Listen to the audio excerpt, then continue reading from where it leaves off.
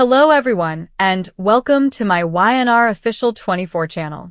Victor Newman had stared down dictators, crushed corporate titans, survived assassinations, betrayals, and wars both in boardrooms and bedrooms, but nothing, absolutely nothing, prepared him for the moment Matt finally spoke the name he had been hiding. The air inside the dimly lit room seemed to collapse in on itself as Victor's ironclad confidence fractured, just for a second, revealing something no one in Genoa City had seen in years. Pure, unfiltered terror. His jaw tightened, his breath hitched, and for the first time in decades, Victor Newman realized that the enemy standing behind every attack, every manipulation, every carefully orchestrated disaster was someone who knew him far better than he ever imagined, and someone he had underestimated at his own peril. For weeks, maybe even months, Victor had sensed it. The attacks against Newman Enterprises were too precise, too personal. This wasn't Jack Abbott. This wasn't Adam acting out. This wasn't some opportunistic corporate shark smelling blood in the water. No, this mastermind anticipated Victor's moves before he made them. Security systems failed at exactly the wrong moments. Legal documents surfaced that should have been destroyed years ago. Old sins rose from the grave with perfect timing. Someone had access not just to Victor's empire, but to his history, his regrets, and his secrets. And now Matt, the man Victor once dismissed as a pawn, a nobody, a disposable asset, was holding the final piece of the puzzle. Matt had been bleeding, bruised, and cornered when Victor confronted him. The warehouse smelled of oil and rust, echoing with the distant hum of machinery, and yet the silence between them was deafening. Victor had expected desperation. He had expected denial. What he didn't expect was the calm in Matt's eyes, the strange sense of relief that crossed his face when Victor demanded the truth. "You don't get it, Newman," Matt said quietly. "This was never my game. I was just the messenger." Victor scoffed, as he always did, dismissing weakness, but his instinct screamed that this time was different. And when Victor growled, "Then tell me who's pulling your strings," Matt finally smiled, and everything changed. The name landed like a gunshot. Victor staggered back, physically recoiling as if he'd been struck.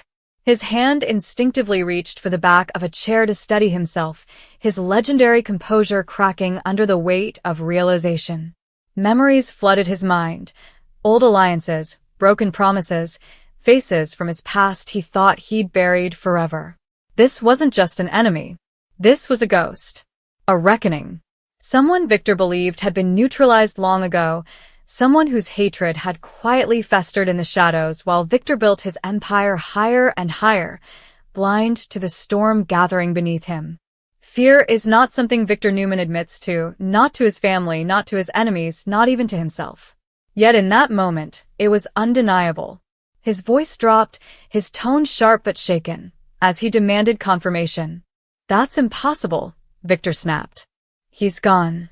Matt shook his head slowly. "No," he replied. "He's been watching you for years. And now he's ready." The implication was chilling. Every calculated move, every betrayal Victor believed he controlled, had been orchestrated by someone who knew exactly how to hurt him, not just financially, but emotionally, surgically dismantling his world piece by piece.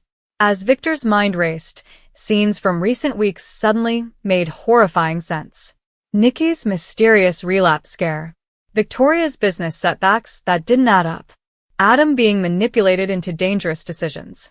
Even Nick's growing distrust. This mastermind hadn't just attacked Newman Enterprises. He had targeted the Newman family itself, exploiting their fractures, their resentments, and their vulnerabilities. It wasn't about money. It was about revenge. And worse, it was about legacy.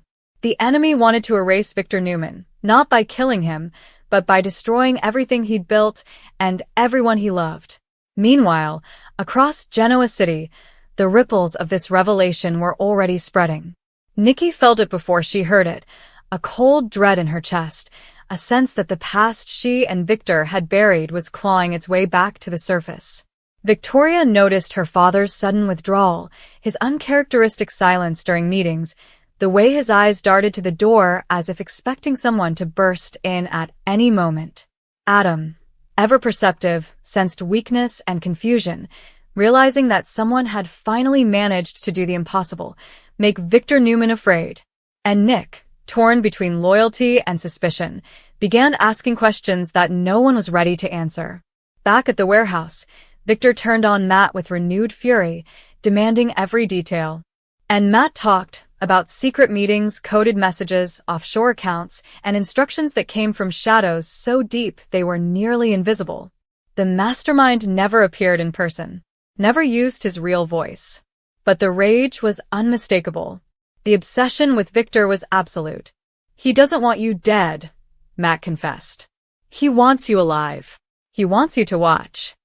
Those words echoed in Victor's ears long after Matt was taken away, leaving Victor alone with a truth he could no longer deny. The war he thought he'd already won was only just beginning. Victor returned to the Newman ranch a changed man. The walls that once symbolized power now felt like a fortress under siege. He poured himself a drink, but didn't touch it. Instead, he stared into the fire, haunted by memories of the moment he made the choice that created this enemy. A deal gone wrong. A betrayal justified in the name of survival. A man crushed under Victor's relentless ambition. Victor had always believed that only the strong survived, but now the weak, the forgotten, the discarded had risen, smarter and more patient than ever. And they were coming for him. When Victor finally gathered his family, his announcement was cryptic but urgent. "We are under attack," he said. "And this time, it's personal." Nikki demanded answers. Victoria demanded strategy. Adam demanded trust. Nick demanded honesty. But Victor gave them none of it, not yet. Because how could he explain that the monster at the door was one he had created? How could he admit that his greatest threat wasn't Jack Abbott or some faceless corporation, but the consequences of his own past sins? The silence between them grew heavy, thick with unspoken fear. As the mastermind's plan accelerated, chaos erupted across Genoa City. Newman's stock plummeted. Evidence surfaced tying Victor to crimes that could destroy him legally and morally. Old enemies suddenly found new leverage. Allies began to question their loyalty. And through it all, Victor felt the tightening noose, the invisible hand guiding events with ruthless precision. Every attempt to fight back was anticipated. Every countermove neutralized. It was as if the mastermind was inside Victor's head, finishing his sentences, predicting his rage, exploiting his pride. The final blow came when Victor realized the ultimate goal wasn't Newman Enterprises at all. It was Victor's legacy. The mastermind wanted to turn Victor's children against him, to make them reject everything he stood for, to ensure that the Newman name would crumble from within. And in that moment, Victor Newman, tycoon, tyrant, legend, understood the true cost of the empire he built. Power had protected him for decades, but it had also blinded him. And now, for the first time, he wasn't sure he could win. As the episode closed, Victor stood alone, staring out over Genoa City, his reflection fractured in the glass. "You should have stayed dead," he whispered, knowing the enemy could hear him, even now. Somewhere in the darkness, the mastermind smiled, because Victor Newman was finally afraid, and the endgame had only just begun. The night after Victor's revelation to his family was the longest of his life. Sleep, once something he conquered as easily as hostile takeovers, refused to come. Every creak of the Newman ranch echoed like a threat. Every shadow felt occupied. Victor lay awake, staring at the ceiling, replaying Matt's words over and over again. "He's been watching you for years." That was the part that gnawed him the most. Not the revenge, not the attacks, but the patience. Whoever this mastermind was, he hadn't rushed. He had waited. He had studied Victor Newman the way Victor studied his enemies before destroying them. And that terrified him more than any gun ever pointed at his head. By morning, the war went public. Newman Enterprises awoke to a media firestorm. Anonymous documents flooded journalists' inboxes. Documents so old, so buried, that even Victor had forgotten they existed. Shady land deals. Silenced whistleblowers. A confidential settlement tied to a mysterious Project Atlas, a name that made Victor's blood run cold. The timing was surgical. The mastermind wasn't exposing everything at once. He was dripping poison slowly, ensuring maximum damage while keeping Victor alive long enough to feel every second of it. Victoria stormed into Victor's office, slamming a tablet onto his desk. "This is coming from inside our systems," she said, fury and disbelief warring in her voice. "Our highest-level encryption was bypassed. That's impossible unless—" She stopped short when she saw her father's face. Victor looked older than she'd ever seen him, his eyes dark, his expression rigid with something dangerously close to despair. "Unless someone helped build it," Victor finished quietly. Victoria froze. "You know who this is," she said. It wasn't a question.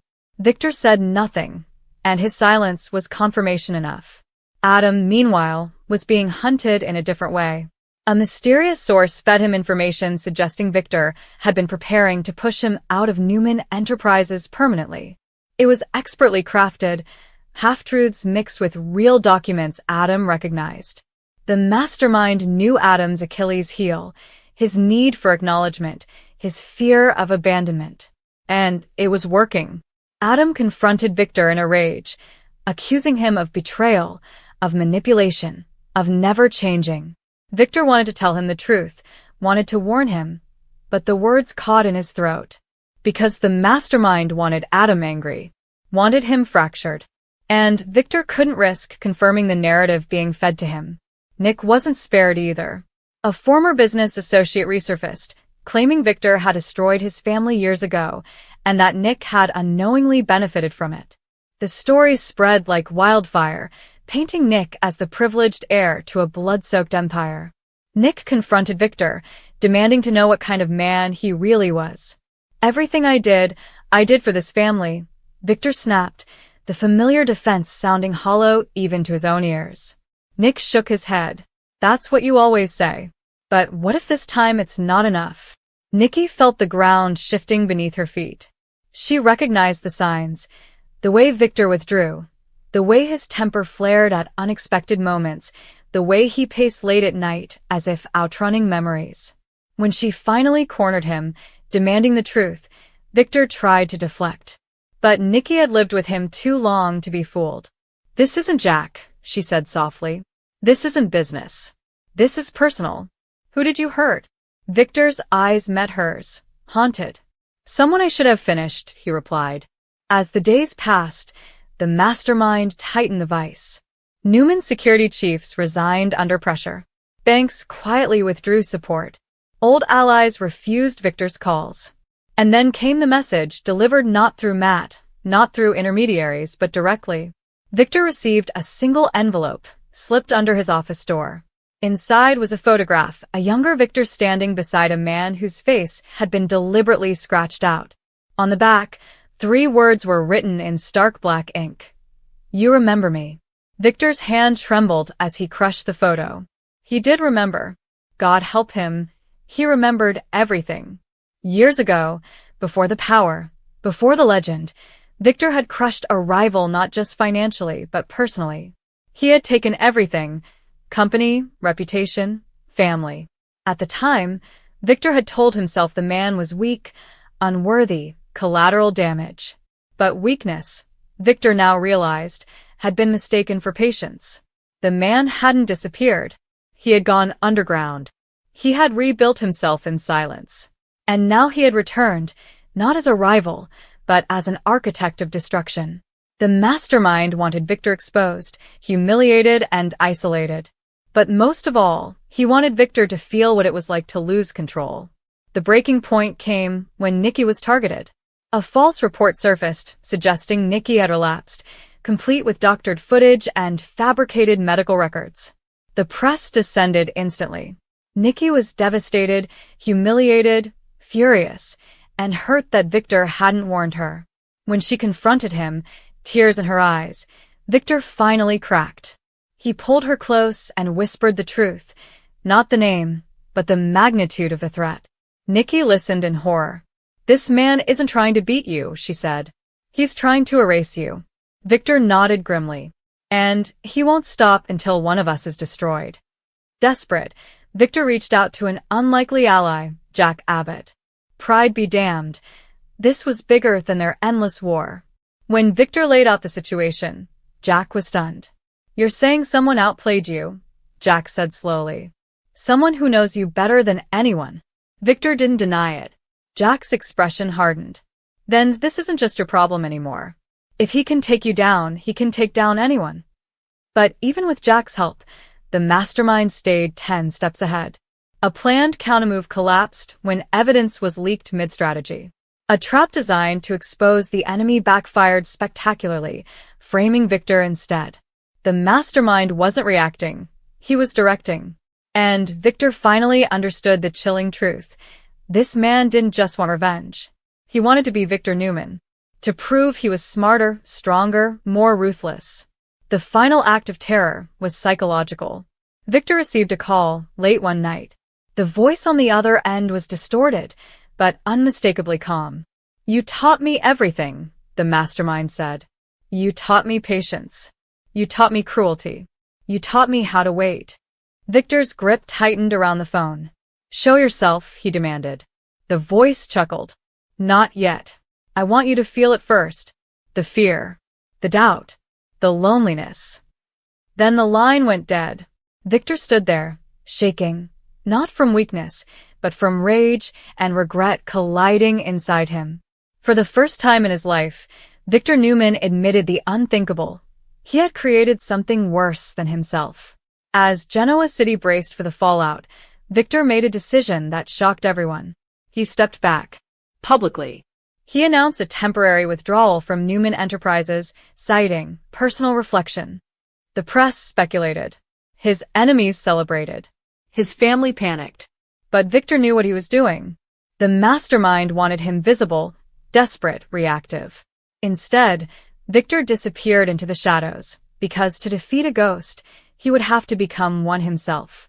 In the final moments, Victor stood alone in a remote location, burning old files, erasing trails, preparing for a war no one else even understood yet. His face hardened with renewed resolve. Fear had touched him, but it had not beaten him. "You wanted my attention," Victor muttered into the darkness. "You have it now." Somewhere, the mastermind smiled again. Because Victor Newman was finally playing the game on equal footing, and the final confrontation would destroy them both. The silence after Victor's retreat was not peace. It was the sound of a city holding its breath. Genoa City buzzed with speculation, whispers curling through boardrooms, coffee shops, and living rooms alike. Victor Newman, the immovable force, had vanished from the public eye, and in that absence, fear multiplied. Some believed the Titan had finally fallen. Others knew better. When Victor Newman disappeared, it was never surrender, it was strategy. Still, even those who believed in his inevitability sensed something darker at work, something that made even Victor cautious. In a secluded safe house far from the ranch, Victor watched the city through surveillance feeds, his mind sharper than it had been in years. Stripped of distractions, he replayed every decision that led him here, every man he'd crushed, every deal sealed with bloodless smiles. One name circled his thoughts like a vulture, growing clearer with every memory. The mastermind wasn't improvising. He was recreating Victor's own rise, step by step, as if holding up a mirror and daring Victor to look away. The next move came without warning. A video surfaced online, grainy, anonymous, devastating. It showed edited footage of Victor at his most ruthless moments, spliced together to tell a story of a man who thrived on destruction. The narration was calm, almost reverent. "This is the cost of power," the voice said. "This is the man Genoa City worshipped." The public reaction was swift and brutal. Protests formed outside Newman properties. Long silent victims found their courage. Victor watched it all, his jaw set, knowing this wasn't meant to destroy him outright. It was meant to rewrite history. But the mastermind made one mistake. He assumed Victor would break. Instead, Victor adapted. He began reaching out quietly, not to allies but to enemies, people who had every reason to hate him and every reason to fear what was coming next. He offered them something unprecedented: the truth. Not excuses. Not threats. Truth. Some slammed doors in his face. Others listened. And in those fractured conversations, Victor learned something vital. The mastermind had been asking the same questions, digging in the same places. The net was tightening. Then came the message meant only for Victor. A single line of text, routed through a dozen dead servers. "You're finally learning." Victor smiled grimly. "I taught you too well," he murmured. Fear had once paralyzed him. Now it sharpened him. As night fell over Genoa City, Victor prepared for the final stage. He wasn't chasing the mastermind anymore. He was waiting. Waiting for the moment obsession would override patience. Because no matter how carefully planned, revenge always demanded an audience. And when the mastermind finally stepped into the light, Victor Newman would be ready, not as the untouchable king, but as the survivor who refused to disappear.